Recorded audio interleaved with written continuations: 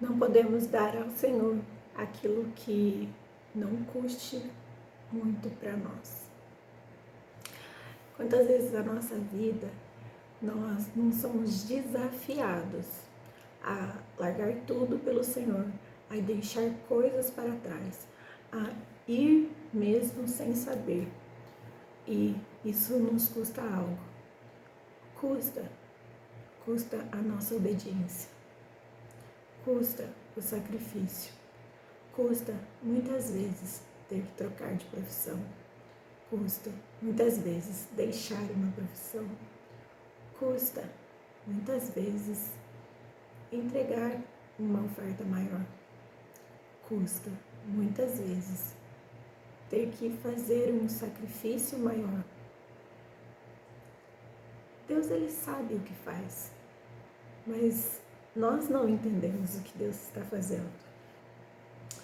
E quando o Senhor disse a Pedro, jogue a rede ali, ele jogou sobre a palavra. Pedro tinha pescado a noite toda.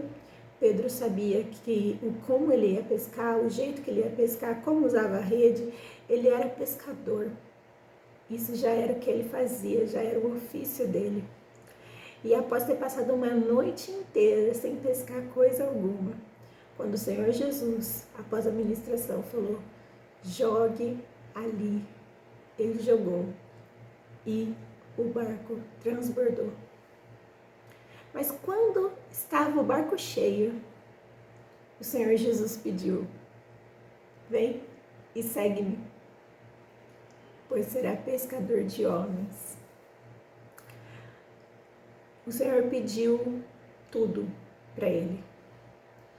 O Senhor pediu aquilo que mais valia para ele.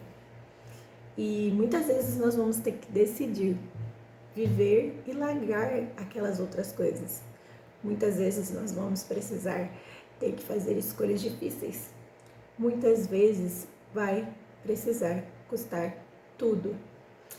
Lembro-me também de uma passagem lá não vou lembrar agora, mas é uma história que conta sobre Davi.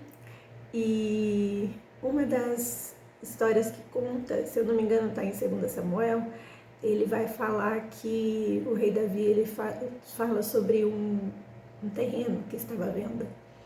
E nesse terreno que estava à venda, o servo quis ofertar. E ele falou, não, eu não darei ao Senhor aquilo que não me custe nada.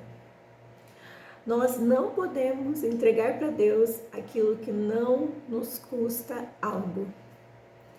Seja obediente, mas entregue tudo aquilo que você precisa entregar. Pare de ficar relutando com o que você precisa entregar.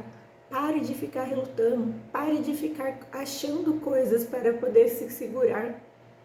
Que o Senhor possa te tocar. Que em nome de Jesus você possa ser alcançado e ter a graça do Senhor no seu favor. Amém?